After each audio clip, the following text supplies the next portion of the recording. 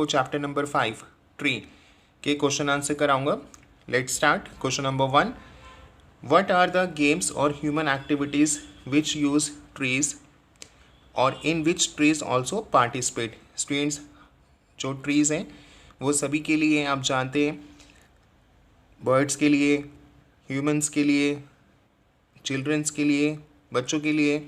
और what are the games कि कौन कौन सी गेम्स हैं और ह्यूमन एक्टिविटीज़ हैं विच यूज़ ट्रीज़, जो हम ट्री के साथ करते हैं, और ट्रीज़ भी जो है इसमें पार्टिसिपेट करते हैं। तो इसका आंसर बहुत ही सिंपल है, the trees are always full of activity. Students, जो ट्रीज़ होते हैं वो फुल ऑफ एक्टिविटी है। उसमें जो बर्ड्स हैं वो अपना घर बनाती हैं, चिल्ड्रन जो हैं वो गेम्स खेलते हैं। तो इसका आंसर आपको बहुत ही सिंपल तरीके से लिखना है, पॉइंट वाइज आप इसमें दे सकते हैं। पॉइंट 1 में लिखें, the birds build their nests and children make their tree houses. जो बर्ड्स हैं वो अपना घर, नेस्ट यानी उनका घोंसला, वो अपना घर ट्रीज़ पे बनाती हैं, और चिल्ड्रन जो हैं वो हाउसेस बनाते हैं। तो एक पॉइंट ये लिख दें। नेक्स्ट में लिखें, the children play hide and seek behind the trees.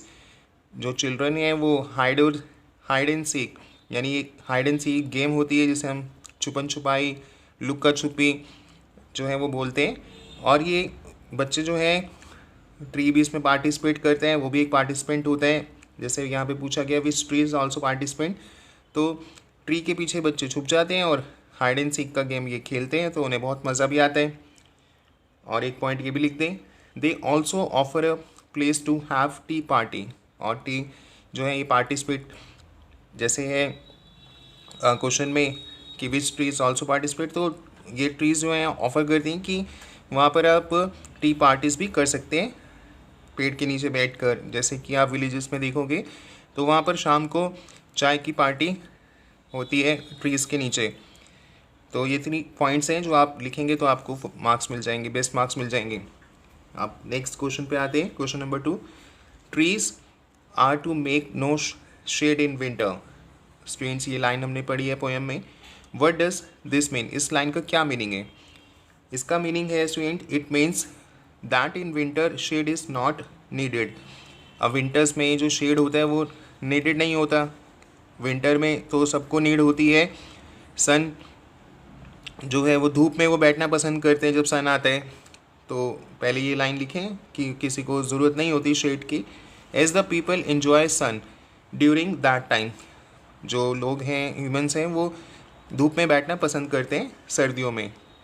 They do not need to stand under trees. और वो उनको ज़रूरत नहीं है कि ट्रीज़ के नीचे वो बैठें और शेड लें, क्योंकि सब लोग इन्जॉय करना चाहते हैं सन में। और सन जैसे हमने यहाँ लिखा, needed as the people enjoy sun during that time. जब विंटर्स आता है तो सब लोग धूप में बैठना पसंद करते हैं, कोई भी छाँव में बैठना पसंद नहीं करता। तो इस लाइन का ये मीनिंग है। इसका एक सेकंड पार्ट भी है, आप ये पढ़ लेते हैं पहले को। इसका part second, part 2, trees are for apples to grow on और पियर्स। अब ये लाइन भी हमने पढ़ी। Do you agree that one purpose of a tree is to have fruits on it.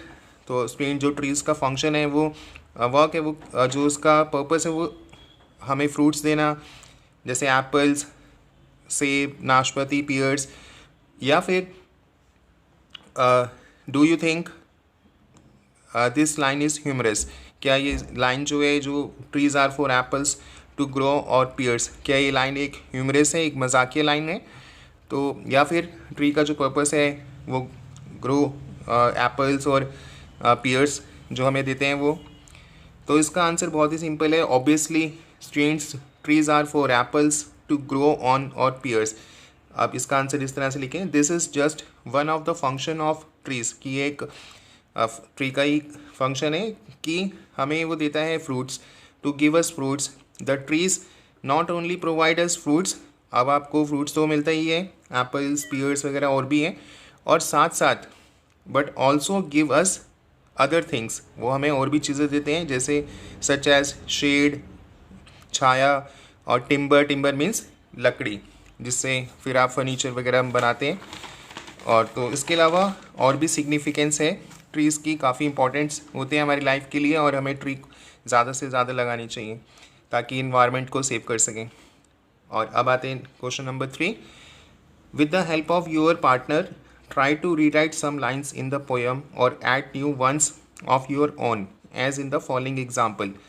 Trees are for birds to build nest in, trees are for people to sit under. तो student ये lines हमने पढ़ी हैं, तो आपको अपने partner के साथ कुछ और लाइन्स ऐसे लिखना है और ट्राई करना है। Now try to compose a similar poem about water और एयर। तो इसी जैसी कुछ लाइन्स जो हैं वो आप कंपोज करेंगे, पर वो कंपोज जो होगी वो होगी ट्री पे, और सॉरी ट्री पे नहीं होगी, वो होगी वाटर पे और एयर पे। तो इसकी जो लाइन्स हैं वो आप इस तरह से लिख सकते हैं जब आप कंपोज करेंगे। वाटर जो है पानी, water is for fishes to live इन।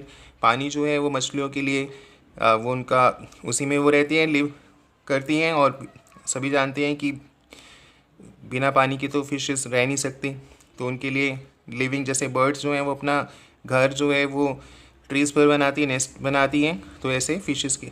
तो आप ये लाइन लिख सकते हैं, water is for fishes to live in, water is for us to survive. और वाटर तो स्टूडेंट्स हमारे लिए एसेंशियल है लाइफ के लिए, अगर वाटर नहीं होगा तो हम सर्वाइव नहीं कर पाएंगे, जी नहीं पाएंगे, मर जाएंगे।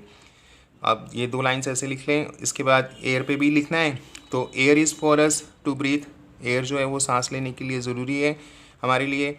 और air is for birds to fly in, birds जो है वो एयर में ही फ्लाई करेंगे। तो ये सिमिलर टाइप ऑफ लाइन्स जो हैं वाटर और एयर पर जो ट्रीज़ जैसी हैं, तो इस तरह से आप लिख सकते हैं। तो स्टूडेंट ये 3 क्वेश्चंस थे।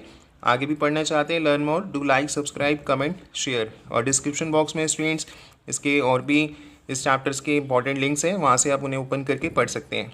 Bye students and have a good day.